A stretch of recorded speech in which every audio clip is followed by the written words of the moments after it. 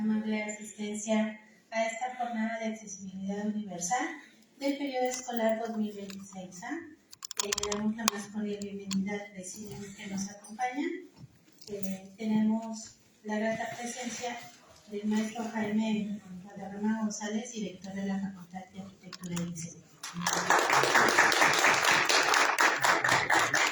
También nos acompaña la doctora Liliana Romero, que es la coordinadora de estudios avanzados de la facultad. Tenemos la presencia de la doctora Escar Milena Solano Menéndez, coordinadora de la especialidad en arquitectura. Perdón, me equivoqué. De la especialidad en arquitectura. Perdón, ya me equivoqué. Lo siento, discúlpenme. Adelante. Estoy nerviosa. Discúlpenme, por favor. También presentamos a la especialista Roxana Guadalupe Durán, que es la responsable de la unidad de accesibilidad de la Facultad de Arquitectura y Diseño. Y también nos acompaña nuestra primera conferencista, la doctora Karen Rosas Echeverría, quien nos acompaña con su presencia. El día de hoy tendremos una jornada muy intensa en donde tendremos la presentación de 5 ponencias. En la primera tendremos a la doctora Karen Rosas Echeverría con el tema de accesibilidad universal y derecho al agua de los grupos vulnerables. Posteriormente nos acompañará el maestro Miguel Ángel Salazar Salazar con trazo y color de una voluntad inquebrantable, accesibilidad universal, educación y discapacidad. Posteriormente nos acompañará la maestra Karina Salazar Negrete con la conferencia La accesibilidad universal en las enfermedades raras. Posteriormente, el licenciado Josué Ángel Menéndez, director de desarrollo de FUNFAI, con la conferencia Accesibilidad universal en infancias. Y finalmente, la doctora Norma Bacatavira con la conferencia Accesibilidad universal en grupos migrantes. Sean bienvenidos y disfruten esta jornada que nos tendrá en procesos de aprendizaje día a día. Entonces, pasamos con la presentación de las palabras del maestro Jaime Guadarrama para que aperture esta jornada. Gracias, buenos días a todos. Bueno, sin duda son temas relevantes, temas importantes que habían estado siendo de algún modo ignorados.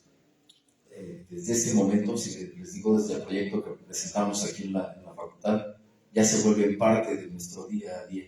Es por eso que una de las primeras acciones fue crear justamente el Departamento de Accesibilidad Universal de la propia facultad, junto con el Comité de Accesibilidad que se genera por parte de la Administración Central.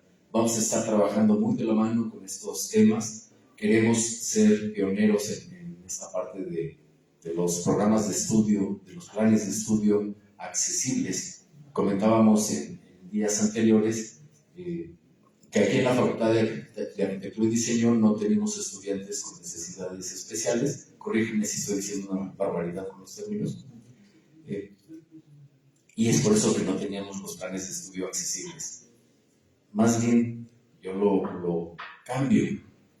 No tenemos alumnos con estas necesidades porque nuestros planes de estudio no son accesibles, nuestras instalaciones no son accesibles. Entonces, tenemos que cambiar esta parte, tenemos que evolucionar. No es tarea fácil si lo vemos por instalaciones físicas que ya llevan 60 años construidas así, pero podremos empezar a cambiar con esta mentalidad. Entonces, qué bueno que se están dando estas jornadas. Yo espero que en un futuro sean mucho más grandes, ¿no? Que se pueda incluso invitar a los comités curriculares de la propia facultad, a los docentes, a todos los alumnos, y que podamos transmitir estas necesidades justamente a nuestros alumnos, a nuestros estudiantes. Entonces es un compromiso de esta administración poder impulsar justamente esta temática de la inclusión. Sin más, yo les agradezco el tener estas jornadas, ¿no? de diálogo. Le agradezco de manera inicial a la doctora Esca, a la maestra Roxana, a la doctora Liliana, a la maestra Claudia y por supuesto a nuestra primera ponente, la doctora Karen, por estar por acá. Y bueno, los dejo continuar. Yo me retiro, voy a atender algunos otros eventos y pues estamos por acá a sus órdenes. Gracias.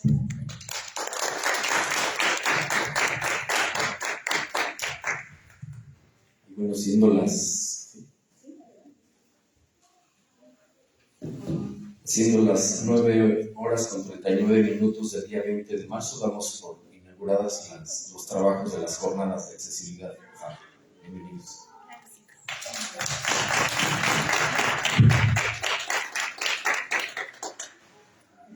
Agradecemos las palabras del director y empezamos con la primera conferencia. Pedimos a la presidencia que pase a tomar asiento en las filas que tenemos enfrente de nuestras butacas. Adelante, doctora Karen, voy a dar lectura a su semblanza.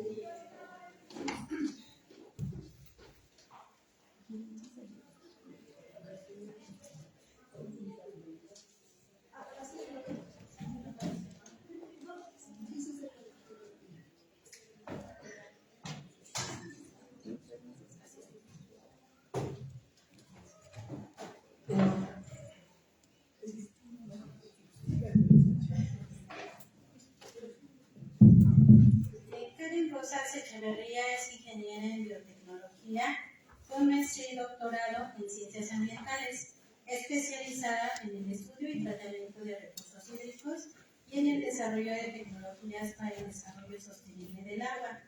Ha desarrollado proyectos de investigación en temas relacionados con el tratamiento de aguas residuales y la calidad del agua en el Instituto Interamericano de Tecnología y Ciencias del Agua y en la Facultad de Química de la Universidad Autónoma del Estado de México.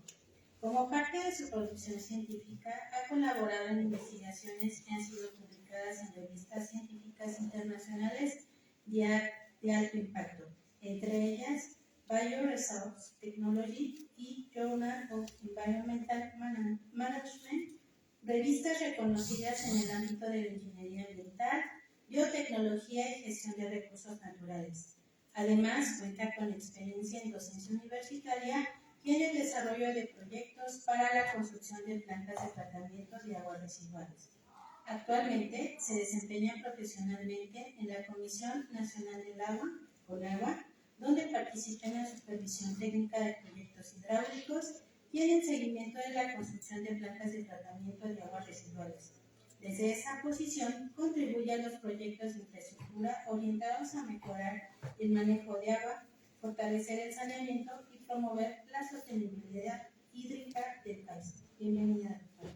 Muchas gracias. Buenos días, muchas gracias por la invitación, por la presentación. En este espacio vamos a hablar acerca de la accesibilidad universal y el derecho al agua de los grupos vulnerables. Hablar del tema de accesibilidad universal, pues es un tema muy amplio porque uno de los objetivos que tiene es eliminar las barreras que impiden el acceso a los derechos humanos, ¿no? Que por naturaleza cuando nacemos adquirimos. ¿A qué derechos nos referimos? Entre otros, a la vida, a la educación, a la salud, y uno de ellos es el acceso al agua. Entonces, la accesibilidad universal garantiza que todas las personas puedan ejercer plenamente el derecho humano al agua, asegurando que los servicios sean inclusivos, que sean seguros y sobre todo disponibles para todos.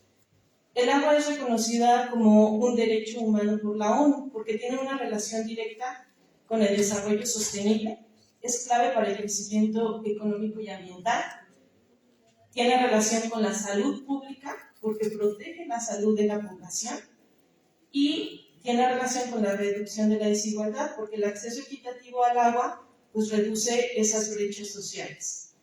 Entonces, gracias a este recurso, podemos tener lo que es una vida digna, salud y desarrollo. En México existe un marco normativo establecido en lo que es la Constitución Política de los Estados Unidos Mexicanos, en donde es muy importante resaltar que el acceso al agua en México no es un servicio, es un derecho. Y eso lo vemos fundamentado en el artículo 4, 27 y en el artículo 115 de la Constitución. El artículo 4 de la Constitución reconoce el derecho humano al agua y ahí se establece que el agua debe ser suficiente, es decir, en cantidad adecuada. Las personas comúnmente, por muy mínimo, ocupamos 100 litros de agua al día para nuestras actividades diarias, ¿no? Desde bañarnos, limpiar nuestros alimentos, nuestra casa, acudir al sanitario. Entonces, como mínimo son 100, pero el promedio es de 100 a 300 litros. Entonces, debemos garantizar que todas las personas pues, puedan satisfacer sus necesidades, ¿no? También este artículo establece que el agua debe ser salubre, segura para la salud. Es decir, que yo tenga la seguridad de que al momento de que voy a abrir la llave de agua de mi casa, pues tenga esa garantía de que no va a afectar contra mi salud, que esa agua que yo voy a utilizar, e incluso en muchos lugares que utilizan para consumo directamente, que esté libre de contaminantes químicos, de contaminantes microbiológicos. Eso está establecido en el artículo 4 de la Constitución. Y también que sea asequible, que las tarifas que nosotros pagamos por ese servicio pues sean accesibles, no sean tan caras. Entonces el Estado debe garantizar que todas las personas tengan acceso al agua potable. El artículo 27 regula la propiedad de tierras y aguas en el país y establece que las aguas son propiedad de la nación y el Estado puede concesionar su uso. Entonces el agua pertenece a la nación y el gobierno administra su uso. Es decir, que el agua que vemos en ríos, en presas, en lagos, en los acuíferos, todo eso le pertenece a la nación, le pertenece al Estado. Y quien lo puede, sí se puede utilizar, la podemos usar, pero para eso necesitamos permisos y necesitamos esas concesiones. ¿Esa quién lo da? Pues lo da la CONAGUA. Y generalmente esas concesiones o esos permisos pues se les da a lo que son industrias, a las refresqueras, a las cerveceras, e incluso a comunidades, comúnmente, ¿no? En los pueblitos, no sé, la gente tiene sus pozos. Esos pozos deben de estar regularizados, deben de estar apegados a la ley. E incluso, por decir, ¿no?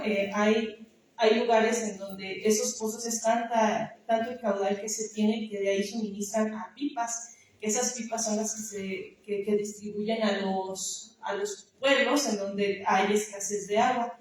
Y todo eso tiene que estar regulado y está estipulado en el artículo 27.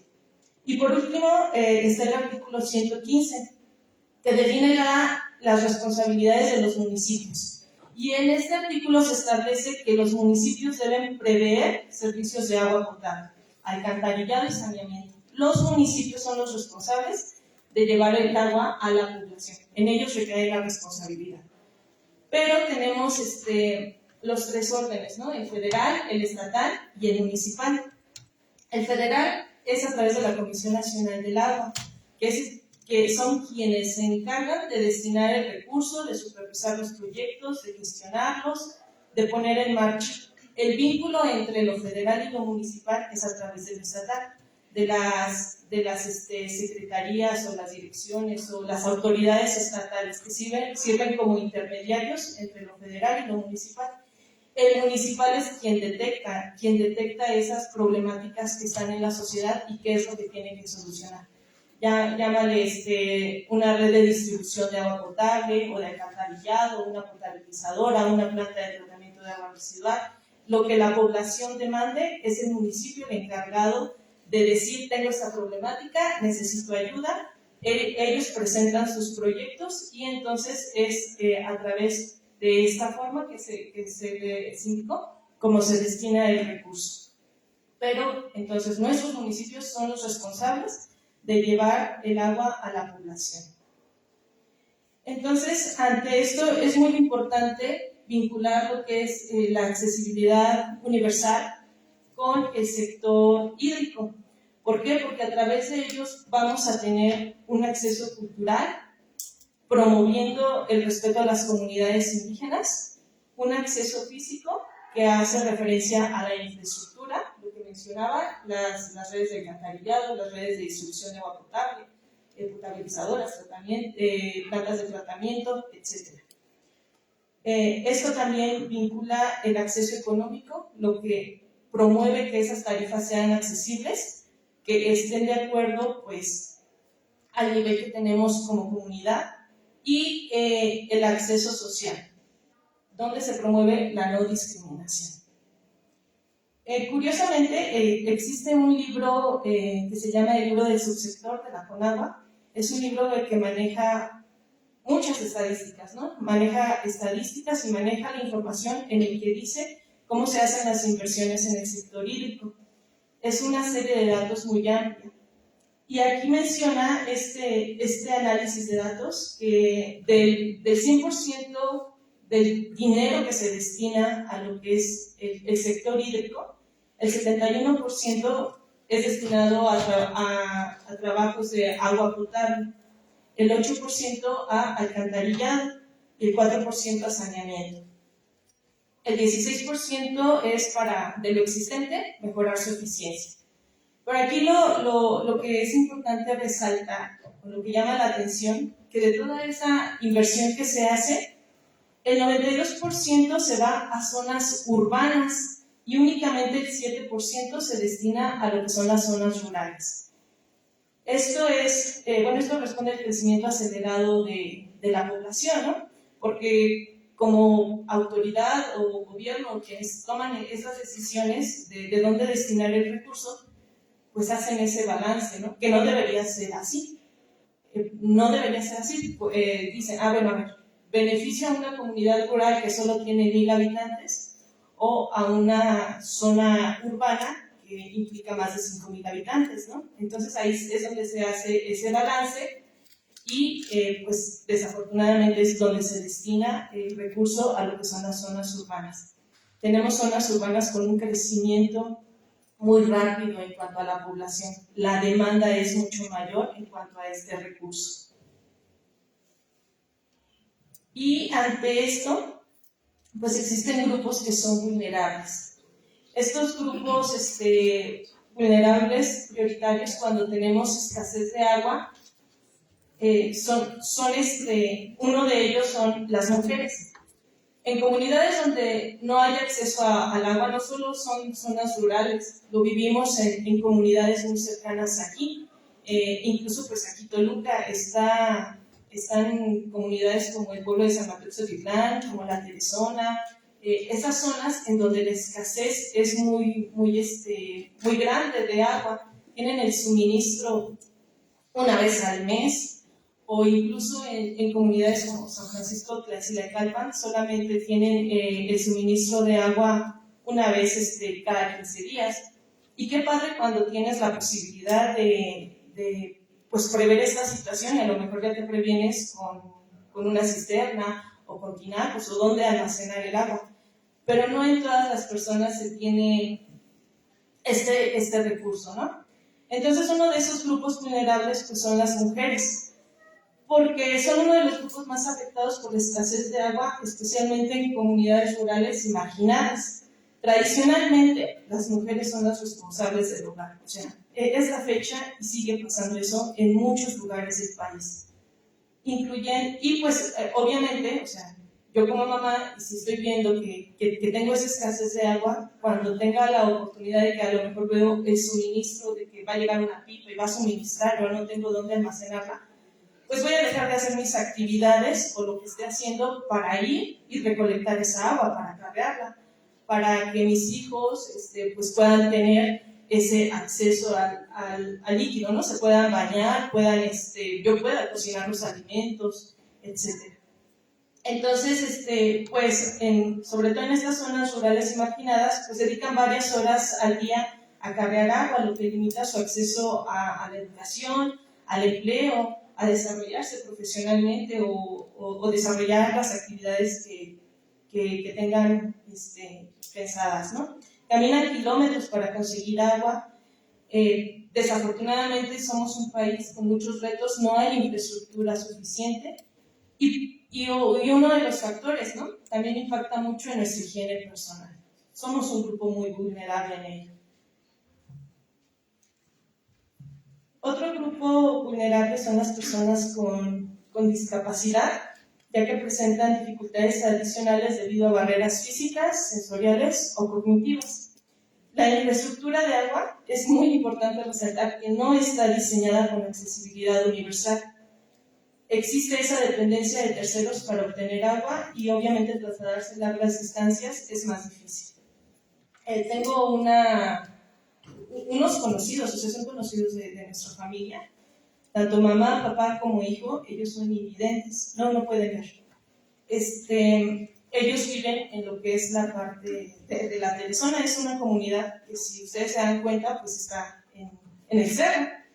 Las calles son muy chiquitas, son callejones, entonces ahí hay escasez de agua, ¿no? El servicio no es constante. Y cuando llega una pipa, cuando llega ese suministro, o sea, les digo, son callejones donde las pipas pues no pueden pasar y estar enfrente de su casa y suministrar el agua. Entonces, desafortunadamente dependen de quienes podemos o quienes quieren ir y ayudar, ¿no?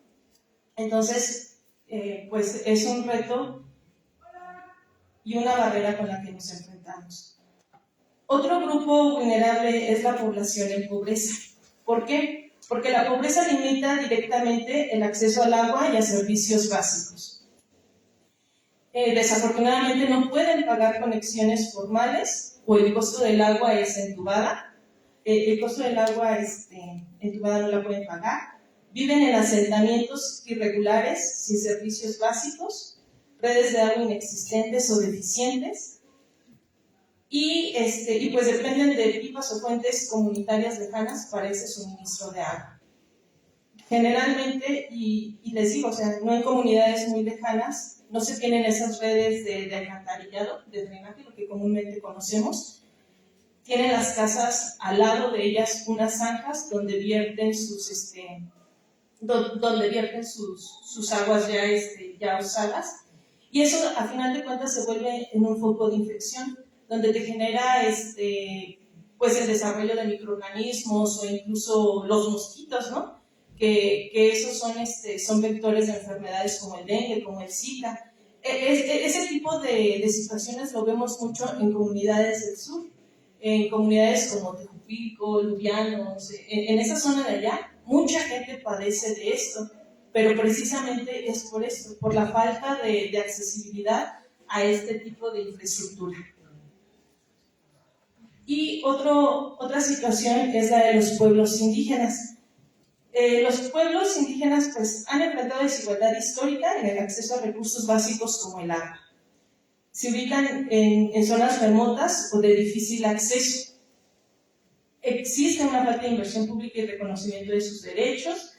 Hay ausencia de sistemas de agua potable formales y una alta incidencia de enfermedades por agua contaminada, son fuentes naturales alejadas o no seguras. Aquí es importante resaltar que estos pueblos indígenas, también como en las zonas rurales, tienen una vinculación muy fuerte con lo que es el medio ambiente. Entonces utilizan lo que son ríos, las presas, las lagunas como fuente de abastecimiento de este recurso. Pero lo que no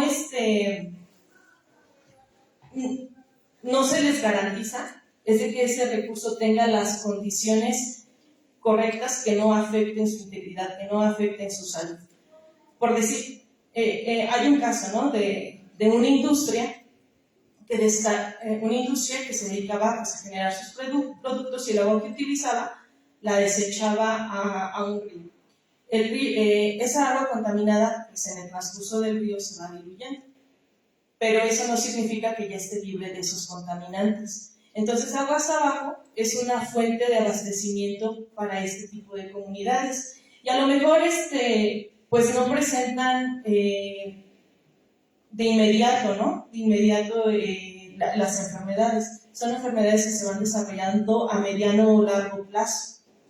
Y entonces, y desafortunadamente, ¿no? O cuando ya las concentraciones son muy altas en contaminantes químicos o microbiológicos, es cuando ya presentamos estos problemas y ya tienes a tu comunidad pues enferma de problemas de riñón, de hígado, del cerebro, que son los más comunes, o desarrollan ciertos tipos de cáncer.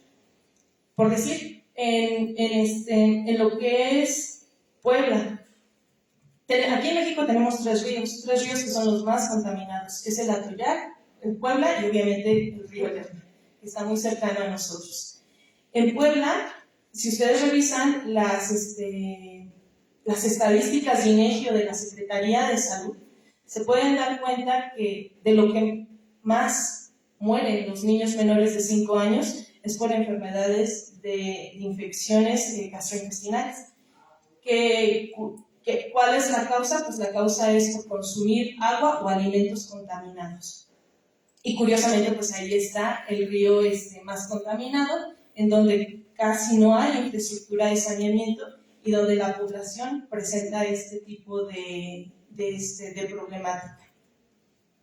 Incluso aquí, en lo que es Lerma, ya es tanta la contaminación que se tiene que las concentraciones son muy altas y esas concentraciones, esos contaminantes, ya se están filtrando a lo que son los pozos, que son pozos de suministro para la población. Entonces, por eso es muy importante que las autoridades competentes garanticen que el agua que se suministra sea realmente salubre. Y tenemos lo que son las comunidades rurales, en donde desafortunadamente hay una menor cobertura de servicio de agua y saneamiento.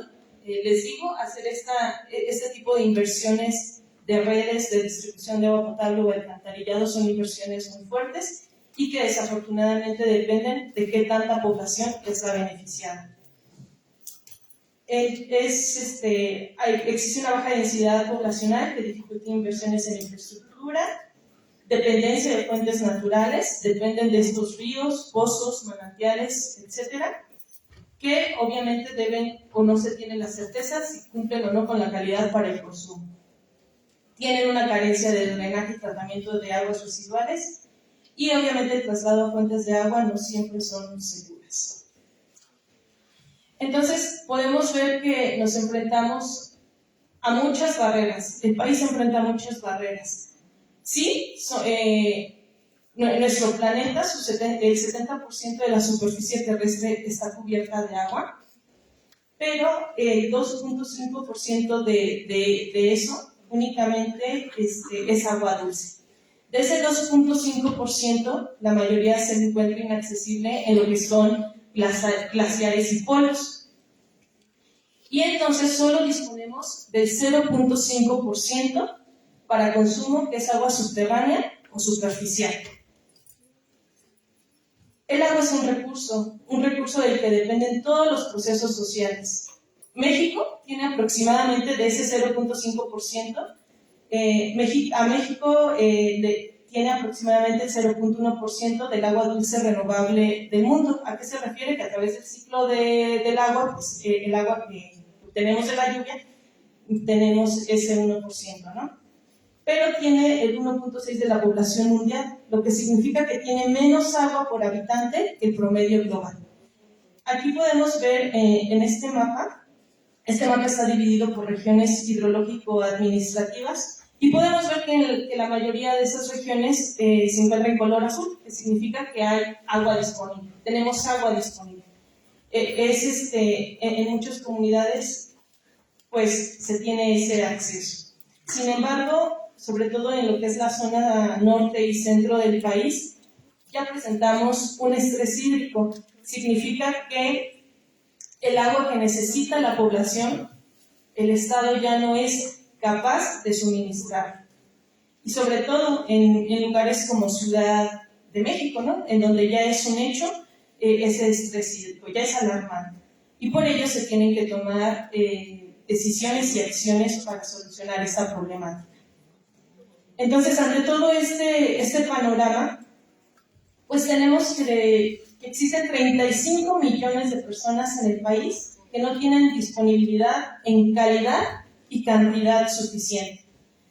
Sí puedo tener el servicio, mi casa puede estar conectada al servicio de agua potable, pero solo me cae agua una vez al mes o cada 15 días y tengo que recurrir a tener que pagar de mi dinero pipas de agua en donde me cobran 2.000, 2.500 y si tengo donde almacenarla bien y si no, estar lidiando con ese problema.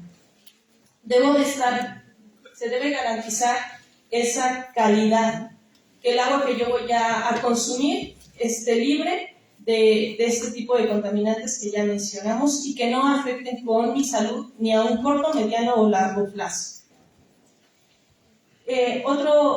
Otra situación menciona que 104 de las 757 cuencas tienen problemas de disponibilidad. El agua se está acabando.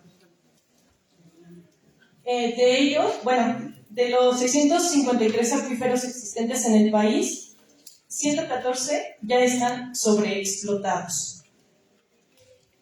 También tenemos que por el cambio climático pues ha existido una disminución de más del 30% del agua per cápita en las últimas 2 décadas. Y existe una recarga inadecuada de acuíferos. Tenemos aguas residuales sin tratar, vertidas a ríos. Muchos lugares, ¿no? Es una realidad de que se recolectan nuestras aguas residuales, son mandadas a una planta de tratamiento de agua residual, que esta planta tiene la finalidad de lograr que ese caudal que llega cumpla con los parámetros establecidos en las normas oficiales para que yo lo pueda descargar en algún río o laguna o suelo. Pero desafortunadamente la infraestructura que existe en esas plantas en la mayoría es obsoleta. Así como entra el agua, luego sale. Entonces no tiene ese tratamiento que garantice que lo que yo estoy tirando a los ríos pues ya está dentro de los parámetros.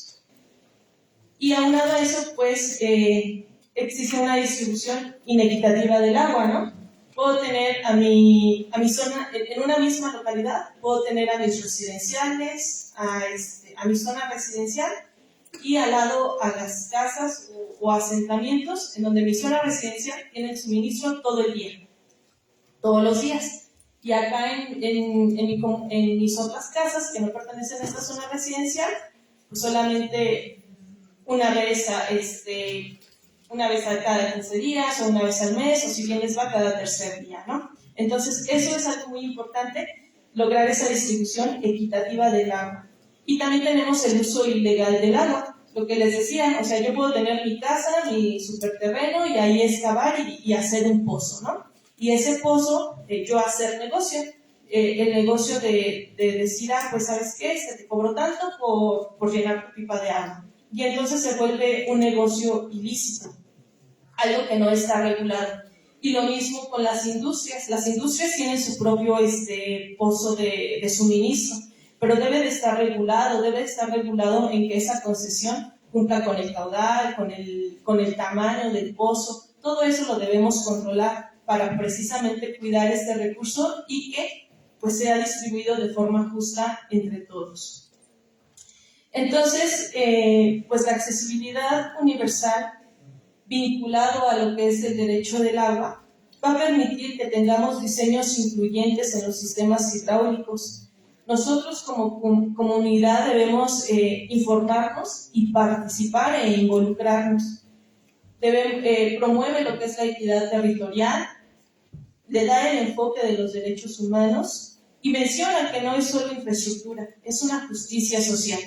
Entonces, por eso tenemos muchos retos futuros y esos retos implican lo que son las obras de agua potable en comunidades marginadas, la inversión federal en zonas afectadas por desastres, o sea, muchas comunidades, lo vemos en Acapulco, ¿no? Cuando tiene sus desastres naturales, desafortunadamente a lo mejor la ayuda o la restauración de esos lugares solo se va pues para la zona que mueve económicamente a la localidad, ¿no? La zona turística.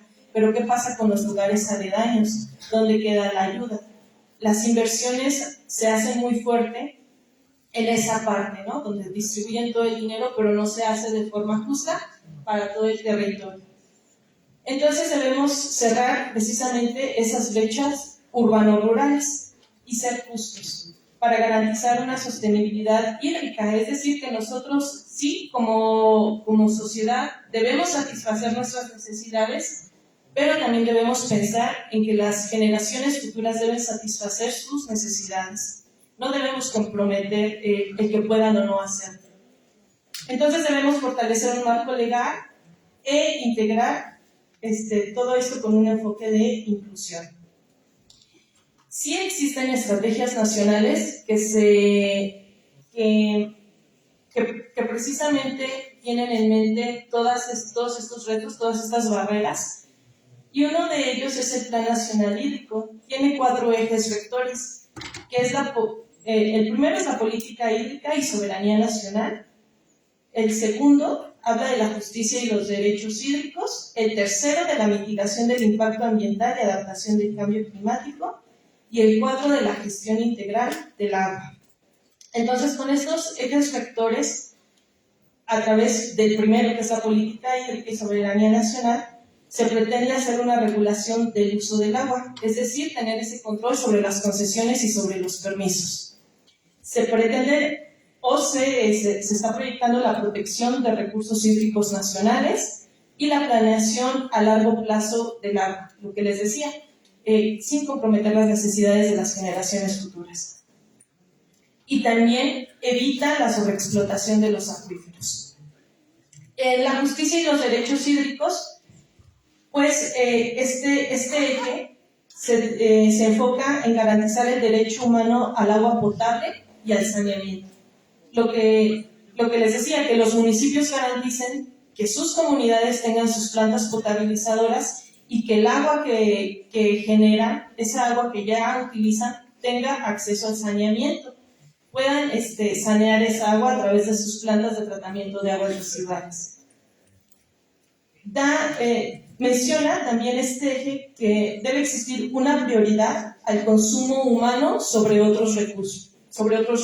¿A qué hace referencia? La mayor parte del agua que extraemos de lo que es los acuíferos, los lagos, las lagunas, los ríos, la mayor parte de esa agua se destina a la agricultura. Son cantidades enormes que se destina a la agricultura. Muchos agricultores o este sector tienen sus propios pozos que son donde se suministra esta agua. Entonces lo que pretende este eje es de que esa agua de los pozos dejes que la comunidad lo utilice, que sea para consumo humano, y yo te intercambio por aguas, aguas regeneradas, aguas que están dentro de la norma y que pueden contribuir a que la agricultura se desarrolle sin ningún inconveniente. Entonces, esto es algo importante porque se le da prioridad al consumo humano sobre otros usos, ¿no? Lo que menciono, la agricultura, la generación de energía eléctrica, etc. Y este eje también menciona la reducción de desigualdad en el acceso, lo que mencionábamos anteriormente, ¿no? Que todo sea con una justicia social. El tercer eje, que habla de la mitigación del impacto ambiental y adaptación al cambio climático, tiene el objetivo de reducir la contaminación en ríos y acuíferos.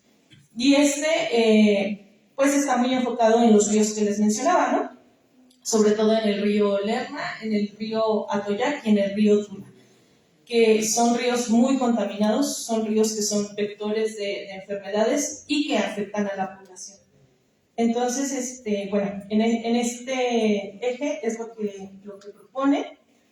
También menciona el derecho y la obligación del tratamiento de las aguas residuales. Las aguas residuales no pueden ser vertidas sin ser tratadas. Necesitan ser tratadas, pero sobre todo cumplir con los parámetros que se establecen en las normas oficiales mexicanas. Y también menciona esa adaptación a sequías e inundaciones. Ante este tipo de cuestiones ajenas a nosotros, a esos desastres, ¿cómo vamos a responder? Debemos estar preparados para ello y sobre todo que el tiempo en el que logremos atender las necesidades de la población pues no sea tan largo, ¿no? Y tenemos el eje de gestión integral del agua, en donde dice que debe existir una coordinación entre sectores agrícola, urbano e industrial, que debe existir una infraestructura hidráulica en el país, que se refiere a presas, a cárcamos, a plantas potabilizadoras, plantas de tratamiento, y debe existir un uso eficiente del agua. Entonces, ese es el Plan Nacional Hídrico, son las estrategias nacionales que menciona, que abarcan y que se están desarrollando.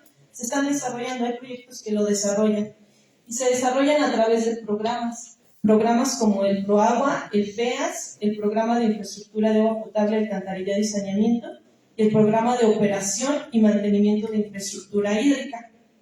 Es muy importante que nosotros estemos informados de ellos, saber que existen, saber que los municipios pueden tener acceso a ello para atender las necesidades de su población. El ProAgua es el Programa de Agua Potable, Drenaje y Tratamiento, y este apoya a estados y municipios para construir, ampliar y mejorar la infraestructura de agua potable, alcantarillado y plantas de tratamiento. El PEAS es un programa de estímulo de agua y saneamiento, y este es un programa que siempre y cuando los organismos operadores de agua estén en orden, estén en regla, devuelve a los organismos operadores parte del dinero que pagan por el uso del agua. Y ese dinero se lo devuelve, pero con la finalidad de que lo deben de reinvertir en mejorar la eficiencia, en reducir fugas, en modernizar los sistemas de tratamiento, tanto de potabilizadoras como de aguas residuales. Y tenemos el Programa de Infraestructura de Agua Potable, Alcantarillado y Saneamiento, que ese es un programa enfocado ya a los proyectos grandes, a los grandes proyectos de infraestructura. Ese es el que financia pues ya proyectos con otro aporte económico mucho mayor. Y tenemos el Programa de Operación y Mantenimiento de Infraestructura Hídrica, que consiste en lo existente, en lo que ya tenemos, repararlo, ¿no? Para que pueda operar de forma continua, darle mantenimiento y pues tener esa conservación de lo que ya tenemos. Entonces, pues este objetivo es evitar el deterioro y asegurar el funcionamiento eficiente de lo que ya tenemos.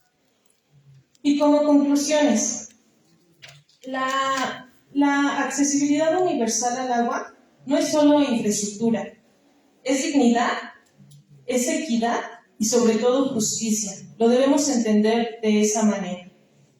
En México, la disponibilidad del agua está fuertemente ligada a los factores sociales y territoriales. Los grupos vulnerables enfrentan una combinación de infraestructura deficiente, falta de saneamiento y dificultades físicas para acceder al recurso, lo que profundiza la desigualdad. Garantizar el acceso equitativo al agua requiere no solo inversión en infraestructura, sino también políticas públicas con enfoque social, inclusión y justicia hídrica. Y es necesario, obviamente, aumentar las inversiones en infraestructura hídrica, sobre todo en lo que son las zonas rurales. La gestión eficiente del agua es clave para el desarrollo sostenible y la coordinación entre niveles de gobierno es fundamental para mejorar los servicios. Muchas gracias por su atención. Estas son parte de las referencias bibliográficas que pueden consultar. Le agradecemos la excelente exposición a la doctora Karen Rosas Echeverría. Como ustedes pudieron observar, en la distribución de algunos servicios públicos, nosotros vemos las desigualdades, pero en la generalidad de los grupos, pero no necesariamente los grupos vulnerables. Entonces, esto nos aporta muchísimo para nuestra reflexión. Y como parte de esto, abriríamos un espacio para preguntas y respuestas. Les pediría a los interesados en participar que levanten su mano para exponer la pregunta.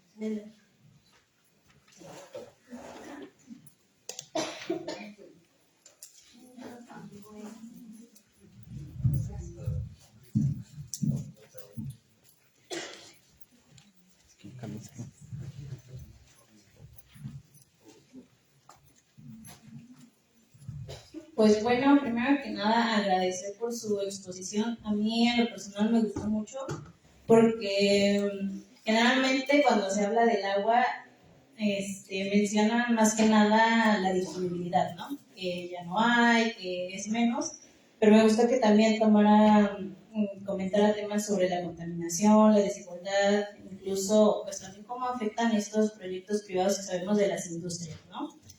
Y pues bueno, también la importancia que tiene el aumento demográfico, ¿no? También en los grupos vulnerables. Pues bueno, yo sé que a veces como estudiantes, como profesionistas, incluso como ciudadanos, creemos que para cuidar el agua pues tenemos justamente que participar en estos superproyectos, ¿no? Crear las obras, participar justamente en programas de saneamiento, hacer un superproyecto de sostenibilidad, ¿no?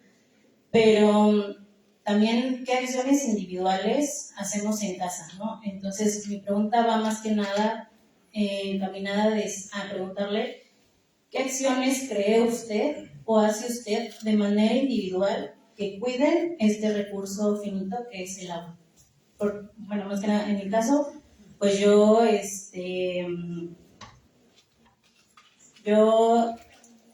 cuido, bueno, trato de reciclar o reusar las aguas grises que salen tanto del baño, de lavado de manos, de lavado de trastes, el lavado de ropa a mano y el lavadora. Sí. ¿Qué acciones se pueden llevar a cabo? Son las que comúnmente conocemos, ¿no? El reutilizar el agua de la lavadora, el gestionar el tiempo cuando nos bañamos, que no exceda a los 10 minutos, el lavar los carros con cubetas de agua, pero también podemos en tiempos de lluvia almacenar esa agua, que es la captación de agua pluvial, en donde podemos utilizar para el riego de los jardines, o incluso si tenemos un buen sistema de captación de agua pluvial, pues la podemos usar para el sanitario o incluso lavar la ropa, ¿no? Siempre y cuando pues, tengamos las instalaciones correctas. Otra cosa que a lo mejor en las acciones o actividades cotidianas, cuando lavamos nuestros trastes, o cuando los trastes o los sartenes, ¿no? Que tienen mucha grasa o comida, esos elementos retirarlos, quitarlos para que esas grasas y aceites pues no se vayan a lo que es el drenaje, que también es algo un problema muy fuerte cuando se da el tratamiento de este tipo de aguas. Esas pueden ser algunas. Gracias, doctora. ¿Alguien tiene otra pregunta?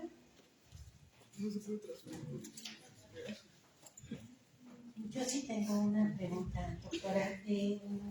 Como parte del programa hídrico, usted mostró programas que se derivan de las estrategias que se están presentando en el programa, particularmente en el ProAgua y el programa de infraestructura para agua potable y alcantarillado, por la vertiente o el enfoque que tienen, que van enfocados al uso de recursos por parte de gobiernos municipales.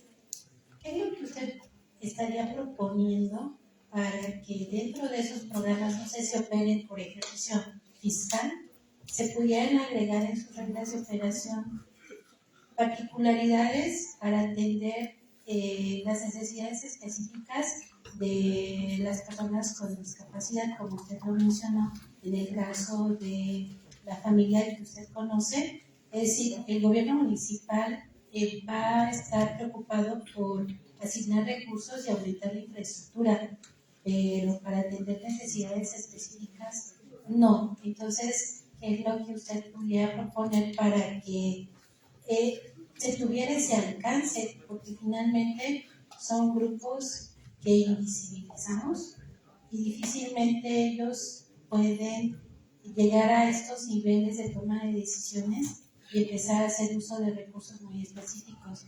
En reglas de operación yo no he visto partidas presupuestales muy específicas para personas con discapacidad. No, como bien lo mencionó, no se tiene esa priorización a este tipo de personas. ¿Qué es lo que debemos hacer? Involucrarnos. Ustedes que son los especialistas, ustedes que se están preparando, involucrarse en este tipo de proyectos.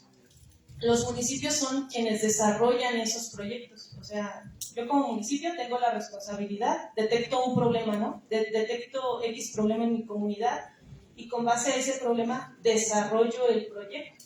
Desarrollo el proyecto que voy, presento y solicito el recurso. Entonces, yo creo que la solución está en hacer esos proyectos integrales, donde se involucren profesionistas como ustedes que soliciten el voltear a esta parte, ¿no? A este sector.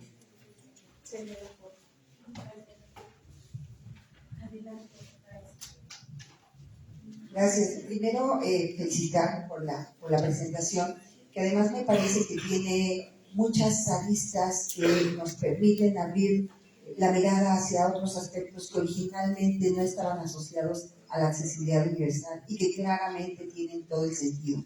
Primero, reconocer este seguimiento analítico que nos va haciendo sobre cómo esta cuestión de vulnerabilidad del agua afecta de manera más profunda a cada uno de estos diferentes grupos, ¿no? Y entender cómo entonces la accesibilidad universal no está ligada solo a personas con discapacidad. Aquí hablamos de cuáles sean las condiciones de personas en pobreza, de grupos étnicos, un largo etcétera, ¿no? Entre ellos están también las personas adultas mayores, y ver cómo esta falta de agua puede ser una causa más que los vuelve a vulnerar, ¿no? En esta condición de interseccionalidad donde no solamente hay una condición que los vulnera, sino que esa condición se empieza a cruzar con otras y se multiplican. Interesante también darnos cuenta de algo que creo que no habíamos percibido, cómo esta desigualdad del derecho al agua también trasciende hacia estas condiciones de vulnerabilidad, es decir, finalmente el hecho de que le falte el agua no tiene nada que ver o estrictamente que ver con condiciones económicas, sino que también está incidiendo en estas otras nuevas maneras de desigualdad que ahora se vuelven a ser cada vez más profundas por la misma naturaleza. Entonces, el ver que el agua como un derecho sigue siendo negado a ciertos grupos nos permite pensar que nuestro compromiso como profesionistas, como investigadores o como gente que está haciendo gestión en el gobierno, pues tiene que mirar hacia otras caras. Ya nos hizo notar que no hay esta mirada. ¿De qué manera podría abrirse la mirada en los sectores educativos, en los sectores de investigación y, por supuesto, en los sectores de gestión para poder entender que no es lo mismo el que le falte el agua a una persona con discapacidad que sin discapacidad, o que le falte el agua a una persona con cierta condición económica que a personas en condición de pobreza? ¿Cómo podría ser esta estrategia? Lo que yo haría sería acercarme. Las universidades juegan un papel fundamental. O sea, a través de las universidades tenemos esa posibilidad de informar a nuestra comunidad. Entonces, yo me acercaría a las universidades, haría un vínculo con ellas, en donde precisamente a través de estos, cursos o capacitaciones o conferencias se brinde este tipo de información, pero sobre todo desarrollar talleres que permitan involucrar, que sea multidisciplinario, que no solo se requiera a ingenieros o arquitectos, ¿no? Sino también a personas como ustedes especializadas en estos aspectos. Muchas gracias. ¿Alguna pregunta más? Sí. Pasamos con Jorge.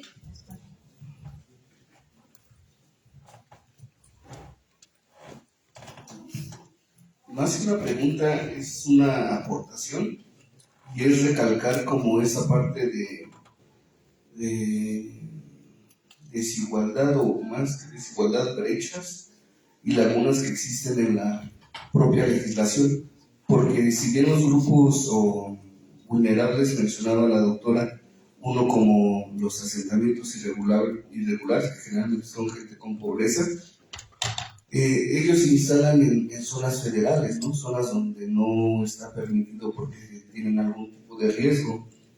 Y justamente porque no está permitido y no tienen y tienen un alto riesgo, el Estado o el municipio no les puede dotar de infraestructura para poder tener esa cobertura del servicio. ¿Por qué? Porque pues, obviamente por cualquier desastre natural se puede llevar la inversión y obviamente estaría contribuyendo el propio municipio a un desastre, una desgracia. Pero sin embargo es contradictorio porque el mismo municipio dice, no te puedo dotar de drenaje, pero todos los desechos que generan estas comunidades se hacen reservorios, ¿no? Apenas me tocó ver lagunas inmensas de agua contaminada, obviamente producto de los desechos que nosotros provocamos, donde el Estado, o en este caso el municipio, tiene que hacer como ciertas presas de agua sucia, aguas negras, para que estas no contaminen un estero, para que estas no contaminen el mar, para que no contaminen algún parque o lleguen a las ciudades, a las zonas turísticas, a las zonas bonitas, ¿no?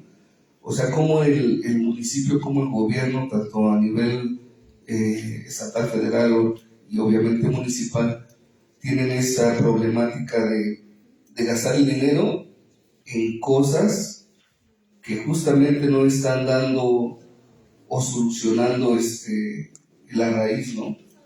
Que al contrario, están tapando un hoyo, destapando otro y que al final del día pues va a llegar a ser insostenible. Entonces, más que nada sería también nosotros desde el área como profesionistas estar empapados de todo esto, ¿no? Tener un panorama, una visión más amplia. Y como comentaban, o sea, a lo mejor nosotros que nos estamos especializando en esta parte de la accesibilidad universal, hay muchos APUC también que llevan partes en sus materias de lo mismo, a la toma de decisiones poder implementar este tipo de acciones para que el proyecto sea más nutrido. No nada más se requiere de puros ingenieros porque ellos desarrollan el proyecto desde su arista. Necesitan obviamente la visión de un arquitecto, de un economista, de un biólogo, de un ecólogo, la visión de un APOU y ahora de la visión de un especialista en accesibilidad universal para poder hacer la toma de decisiones más certeras, si bien el proyecto no va a estar al 100% siempre cubierto porque generalmente va desarrollado a cumplir las necesidades de las mayorías, pero sí se puede ir sembrando cada vez un granito más donde todos podamos participar y no nada más a personas con discapacidad, sino también a personas con algún otro tipo de vulnerabilidad, grupos indígenas, grupos marginados, y que todos de alguna manera estemos pensando en hacer un proyecto integral. Es lo único que quería decir. Muchas gracias.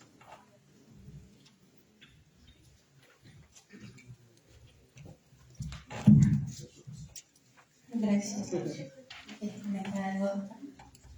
Pasamos contigo. Gracias, buenos días, doctora. Las acciones que contemplan los 4 ejes del Plan Nacional Hídrico, ¿considera que realmente están logrando revertir la situación de crisis que está enfrentando el país? ¿Falta algo más? No se puede solucionar un problema de esta magnitud en un sexenio. Es un problema que venimos arrastrando, yo creo, de toda nuestra historia, ¿no? Entonces es imposible creer que vamos a darle solución a un problema tan grande y tan complejo como este. Aquí lo que sí es de reconocer es de que ya se están tomando acciones a cabo, ¿no? Se están desarrollando. Estamos comenzando a voltear a todos estos grupos, a entender esas necesidades, a saber que debemos cuidar y proteger las necesidades de las generaciones futuras. ya lo estamos entendiendo, pero es un camino que apenas estamos comenzando a recorrer.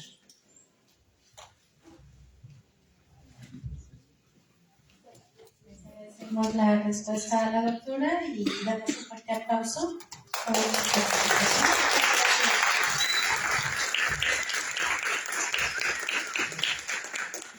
Procedemos a la entrega del reconocimiento. Le pediría a la doctora que pase al frente para entregarle su constancia.